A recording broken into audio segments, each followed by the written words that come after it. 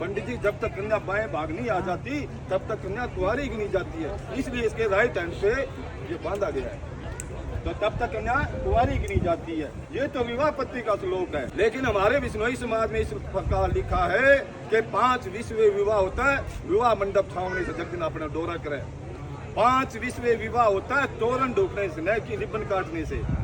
5 विश्व विवाह होता है जब वर व कन्या विवाह मंडप में आकर बैठ जाते हैं। सबसे पहले भूमि पूजन किया जाता है, फिर गणेश पूजन किया जाता है, फिर कलश पूजन किया जाता है, फिर अग्नि पूजन किया जाता है, फिर सब देवताओं का आह्वान व पूजन किया जाता है। सबसे प्रथम ये विवाह की प्रथा कहाँ से चली है? सतयुग में। सतयुग में जब शिव व पार्वती जी का विवाह हो रहा था और ब्रह्मा जी विवाह कर रहे थे, जब 15 विश्व विवाह हो चुका और ब्रह्मा जी पार्वती जी को बाएं भाग में बिठाने लगे, तब पार्वती जी हाथ जोड़ कर कहने लगे कि महाराज आज तक तो हम बाल ब्रह्मचारी से हम इस गृहस्थाश्रम में प्रवेश कर रहे हैं, इसलिए इस गृहस्थाश्रम के जो नियम है, धर्म है, पालन करने बड़ी ही कठिन है, इसलिए आप मेरे को 7 वचन दो, तुम आपके बाएं भाग हूँ। तो जो सतयुग में पार्वती जी ने वचन मांगे थे वही वचन संज्ञा वचन।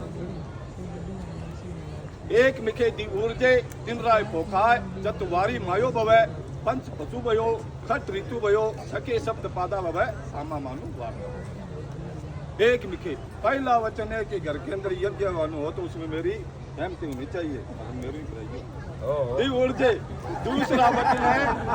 दूसरा वचन है कि कोई पान जो है ना दान पुण्य आदि करो, बहन है, बेटी है, गौशाला है, मंदिर है, हमारे वर्ग का ब्राह्मण नहीं, तो उसमें भी मेरी सहमति होनी चाहिए। दिन राय पोखाय। तीसरे 3 अवस्थाएं हैं, बाल, युवा और बुढ़ापा। बचपन मैंने अपने माँ बाप के घर गुजारा और जवानी और बुढ़ापा में आपके घर गुजारूंगी, तो इन 3 अवस्थाओं में मेरी पालना करे, ध्यान सुन लो वचन। पंच पशु भयो। 5वां वचन है कोई पशु भी खरीदे। पहले के जमाने के गाय भैंस हाथी घोड़ा खरीदा, आजकल जो गाय भैंस हो कोई छोरी कौन दे, कह देता गाय भैंस तो छोरी ना जी छोरी कौन दे, डंगर है।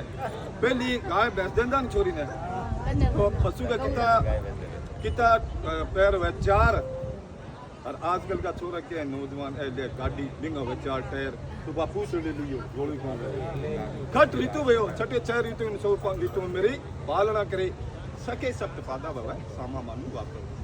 7वां वचन है अगर मेरे से कोई कसूर भी हो जाए और मैं 7 सहेलियों के बीच में बैठी हुई तो मेरी हंसी न करे, आप कुछ भी नहीं होती है, चाहिए। तो ये 7 वचन आपको मंजूर हो तो आपके बाएं भाग आओ। तो जो पब्लिक में नहीं डिस्कस करना।